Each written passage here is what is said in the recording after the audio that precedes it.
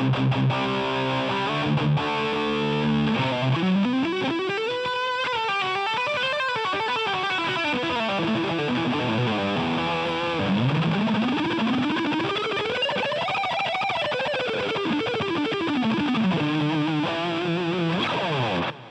the Boss GT-8 still relevant after owning it for 20 years? That's what we're going to talk about in this video. And the short answer is yes. As you've heard in the intro of the video, it sounds good. I mean, it doesn't sound bad. So we're going to talk about that. I'm going to demo the sounds of the unit, the pros and cons, and yeah, I've owned the unit for 20 years now. It was released in the year 2005. I was still in college then. I didn't have a lot of pedals. It was the only gear that I took anywhere, really. I used it for rehearsals, gigs, and for recordings. Before anything else though, just a rundown. I'm just using the GT-8 into the M-Audio M-Track interface. So from the guitar, GT-8 interface, then I am using an amp simulation, Amplitude 5, just the free version. I'm just using a clean amp. And my output select settings is currently at the JC120 because I am connecting into an amp simulation. But I could just run it directly without any amp simulations, and I'll just turn it to like lines and phones. But you know, I'll demo some sounds with the line and phones just without any amp simulations later. But I'll be demoing some distorted tones, so I need an amp sim for that. So let's just stick to that in the meantime. So right now I am currently using an MS high gain, which is a Marshall high gain sound.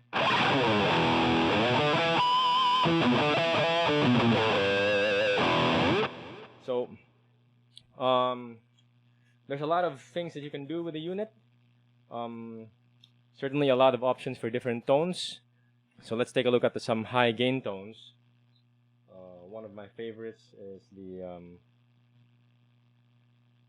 this one, T-Amp lead.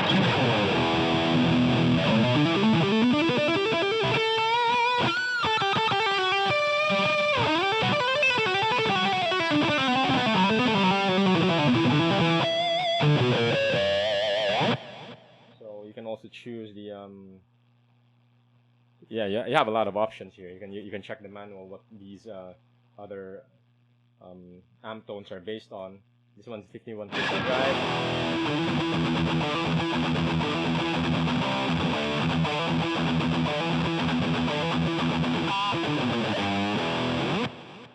And the metal lead.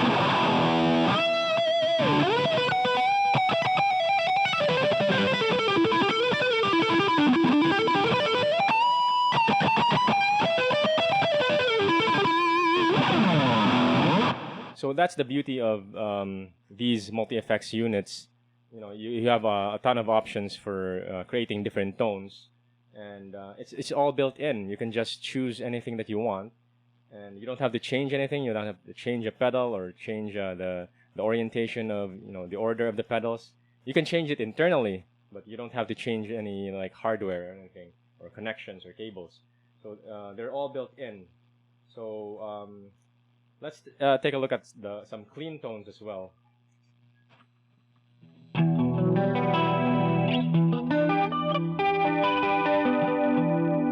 Right now that's a warm clean amp. There's a compressor and a chorus on. Let's try another one, JC120.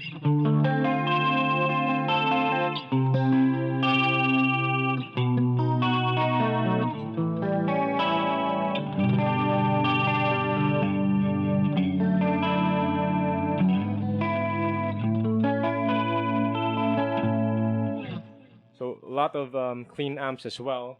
So I guess one of the questions that we should ask is, how does it compare to the newer models like the Boss GT-1000, which is the newest model with the AIRD technology? Surely there is some improvement. It's expected. This unit is around 20 years old already, so there's bound to be some improvements in the sound.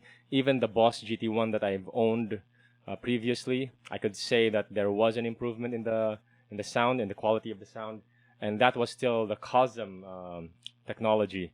So this is a much older one for sure, but I lent this to my brother for a few months, and when I got this back to test it again, because I had this idea for this video, when I tested it for a long time, I haven't used this unit. I was still surprised how good it sounded. So sure, yeah, there's some improvement in the tone, but it's not like the GT-8 is bad or anything. It still sounds great. I can definitely use this in a gig still after so many years.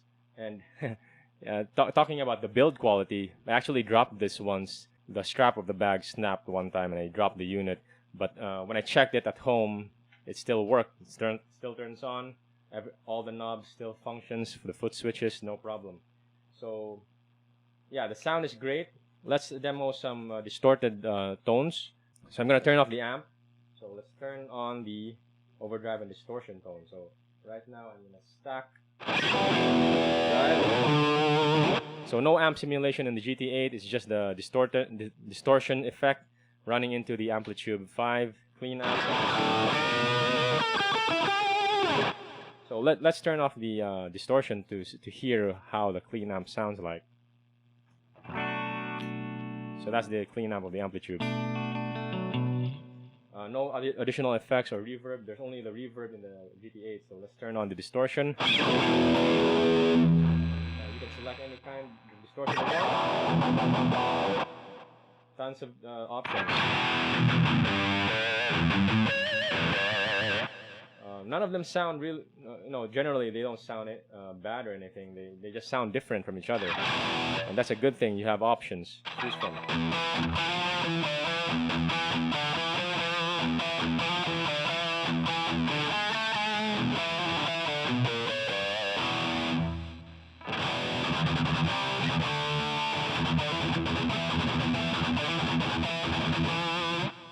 Governor distortion. There's also a rat distortion.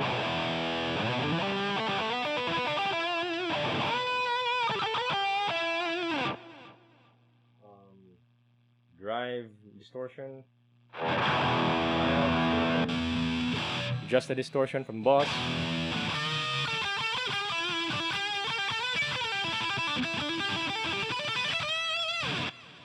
So yeah, tons of options there. Let's check out the drives. Turbo OD, natural OD.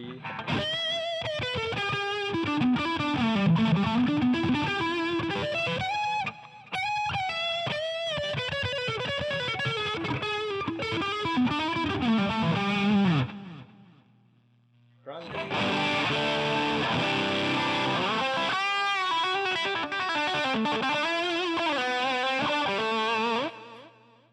A lot of options.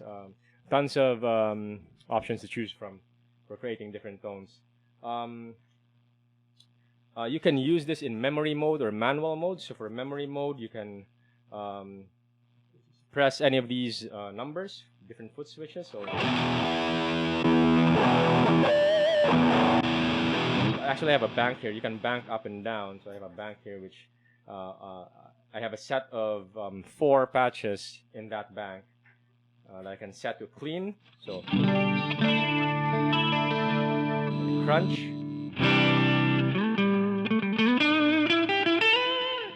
kind of a lead distortion tone,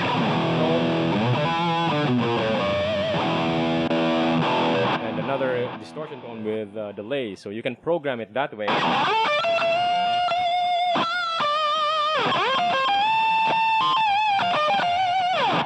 You can choose it. You can choose to use it that way by changing patches, or you can just stick to one patch, like I recently learned how to do, and go to manual mode and have these foot switches toggle on and off different effects. So I'm in a distortion, high gain distorted amp. I can switch between clean and distortion sounds by using the control foot switch. So clean. So that's how easy it is. Going back to the distortion, you can add a delay. You can add a chorus. You can add an EQ or boost.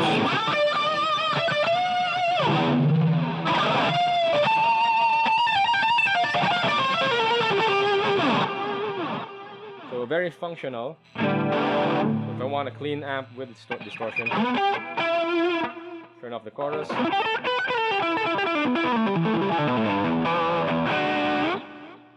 And this one will toggle on the effects. So right now it's set to a flanger. So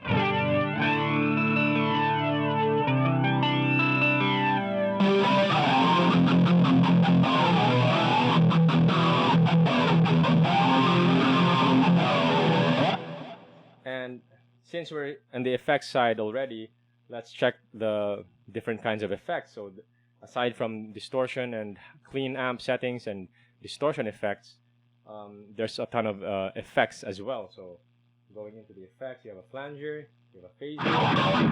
Let's look at the clean sound.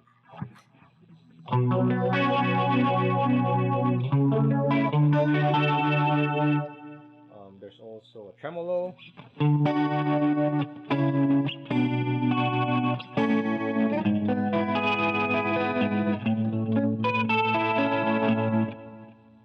So tons of effects. Tone modify, auto walk.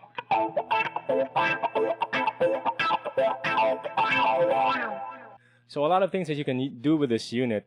I think the only downside to this is because it's an older unit, there's not much power in terms of programmability and switching.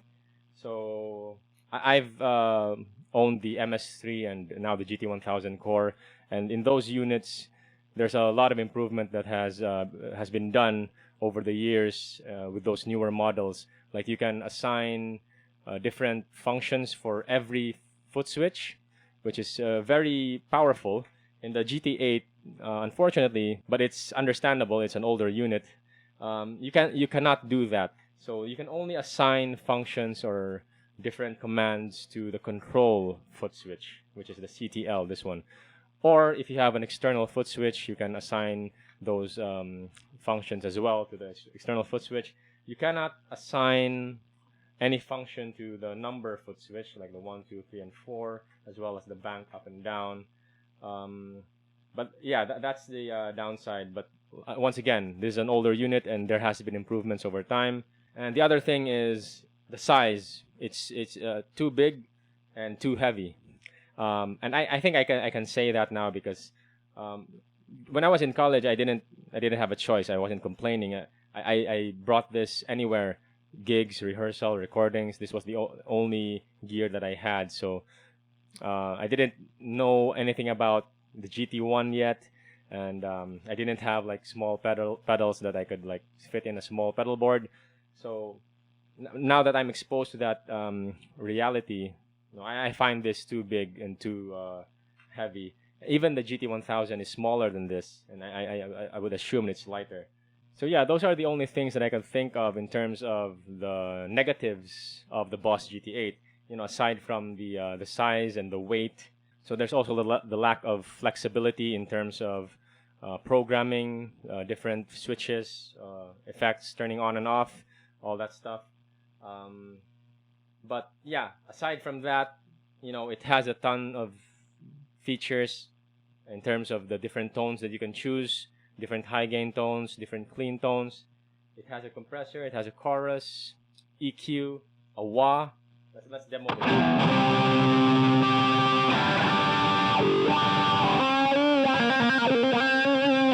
So an expression pedal, so it can act as a wah, a volume, a pedal bend, and the sound is good. It's not as good as the Boss GT-1000 for sure, but it really holds up after all these years for sure.